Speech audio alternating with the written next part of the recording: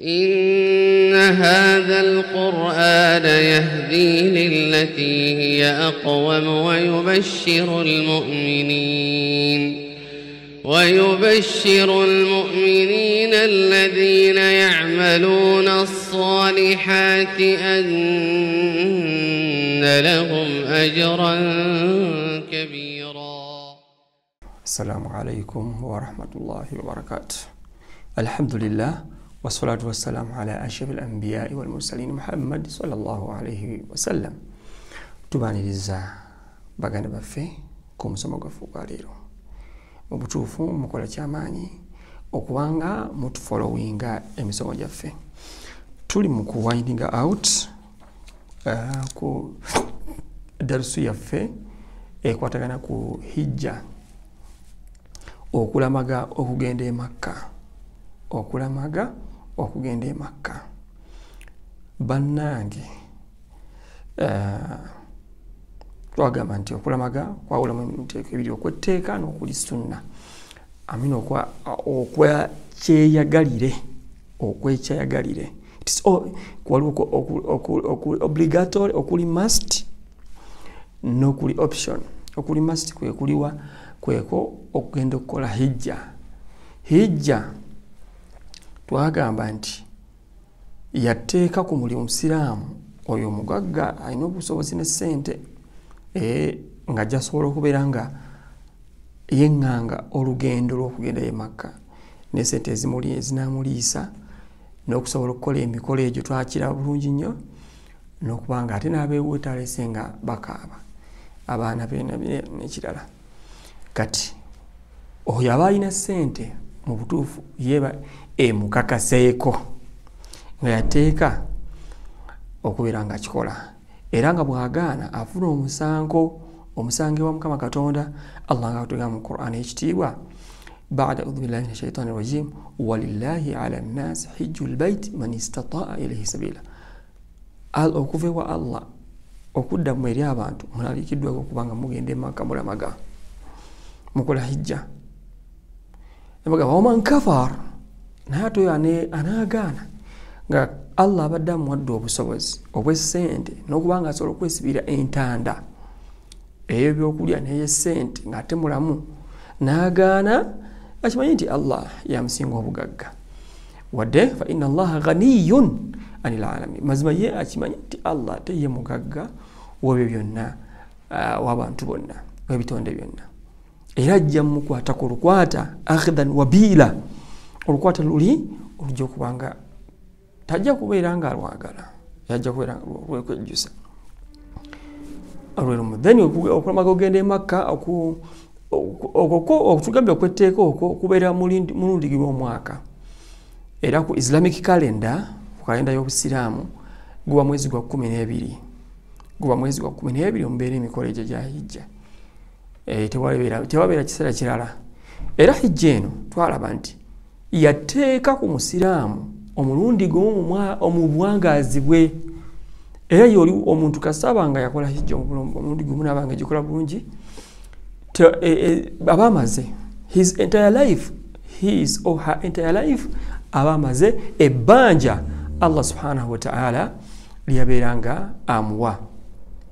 Aba amaze ebbanja Allah subhanahu wa ta'ala lyabeeranga amukakatako oba amusaba abeerenga lisasula.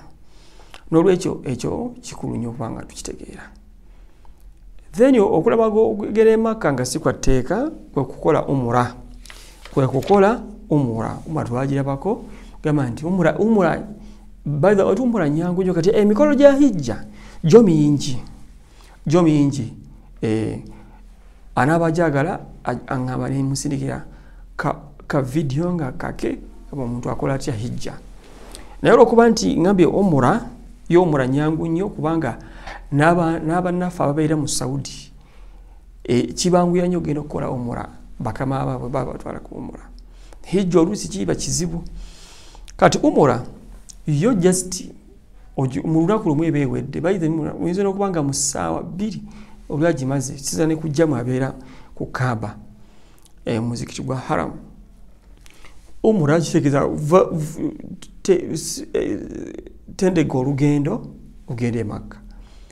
oba basajja weyambala ihiramu zino engoye ebbiri enjeru noyingira Makka newetoloola Kaaba emirundi 7 nomala newetoloola nomala nodduka bayitawo Swafa ne Marwa emirundi 7 okutambula nga bwodda nosalako enviiri nga kiwedde naye ate emikolo gya hijja gye gyatteeka gyo giriko emirimu egiwerako kati yo umura nyangu nnyo ebikolwa byayo ate yo umura yo nayo omuntu waddembereyo gikola buli kasi bali tugambe nti hijja lunyonyo hijja tugambe ekakata ku muntu omulungi mu bulamu naye tekisigama nti awatakirizwa kuddamu kugikola aba waddemu okuddamu kugikola bali naye yo ebeera optional era waliwo abantu nga bangi nnyo abasiraamu bakoze hijja 10 hijja 2 hijja 5 naye Allah ye gyabala gyalondawo besooka isigadde aswalanga zakyagayirira optional ebimubanjibwa kati ate umura yo abamanyi baffe bangi bagamba nti nayo yatteeka naye tujja twala nti si yatteeka olw'okuba nti tewaliwo bujulizi bwa simba buyinza kubeera nga bukirambika naye nga nayo okugikola kyatendo nnyo mu busiraamu era tuyinza tugamba nti abaagirese toba alina omusango munene nnyo ogwa Naggomora naye nga abaagiddiŋŋanye n'agikola mu biseera byebisinga obungi aba ate yo talina kiseera nti kino nti oba mu mwezi mu kalenda y'obusiraamu nti wano wabula waliwo ekiseera nga kyo mu busiraamu kyakubirizibwa okubeera nga kibeera kirungi omuntu n'akola omura mu kiseera ekyo kyekiwa ekiseera kyomukisiibo kyekiseera kyomukisiibo ate kyo kirungi nnyo omuntu okubeera nga akikoleramu omura katwogere kuba omuntu bwe twobala ebya hijja aba bagenze mu kulamaga hijja fe aba batagenze osigala Uganda mu nsi yo mu America oba Kenya oba amakulu nga gwasigalayo mu nsi yo tewajja kulamaga hijja muba mugenda tuba tugenda mu byayidi ne bali bagenda mu byayidi tuba tugenda mu lunaku olw'ekkumi nga lwayidi olunaku olwayidi lumanyikiddwa nalwo twalwogerako abatufollowinga ku YouTube channel yaffe mujja kubeera nga mulaba olunaku lwayidi beeruliwa biki ebikolebwamu ebirala mujja kubeera nga mubiraba inshallah era muli n'okusala ebisolo bina twabyogerako ku YouTube channel yaffe kati katulabe omuntu abanga asobodde okujjako mu Saudi Arabia baba mu munayo babeere tawangala mu Saudi Arabia kati babeere mu nsi zaabwe Uganda mu America waba ofunya kakisano gye Makka kubanga emikolo gya hijja ne gya umura tejina kakwata genda Madina nti kutuukirire wabula omuntu abazze Makka kirungi n'agendako e Madina era muzikiti Madina yewa kyekibuga ekyo Nabi Muhammad sallallahu alaihi wasallam yasengamu nga avudde Makka oyatuukayo ekintu kyasooka okuzimba gwe muzikiti ogw'e Madina oguliwo saawa zino gusinga obunene n'aguzimba era ekibuga nga Madina yakifuula nga ye center ey'obusiraamu n'enkulaakulana y'obusiraamu mu kaseera ako era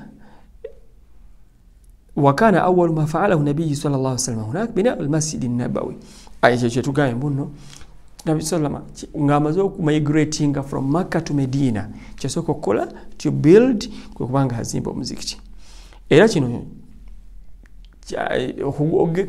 okugenda okulambula omuzikiti guno n'okusaayira mu swala kyatendo nnyo era Nabi sallama salatu fi masjidi hadha omuntu okubanga asadde swala mu muzikiti gwange guno omuzikiti gwe Madina na yagweteeka konti ogwa yaguzimba eswala esinga eswala 1000 esinga eswala 1000 okujjako mu bifo khayru min 1000 salati fima siwahu illa al-masjid al-haram esinga eswala 1000 mu mbeera nti toyina kifo ky'osobola kusaayira mu n'ofuna swala ezo 1000 okujjako kifo ekyo kimu kye Makka kuba omuntu asaayira eswala ye Makka wo ziri swala ziri above that one ziri mu 10 kati ekyo bwe kiri mu mbeera eyo kati salatu fi masjidi hadha khairu min alfi sala fima siwahu illa almasjidi haram kyekitwogedde kyomuntu era omuntu wagenda e Madina tujja biraba madha yushra'u lahu mu episode yaffe enaddako oba mu darusi yaffe n'omusomo gwaffe ogunaddako mwebale kubeeranga mutugoberera. Assalamu alaikum wa rahmatullahi wa barakatuh.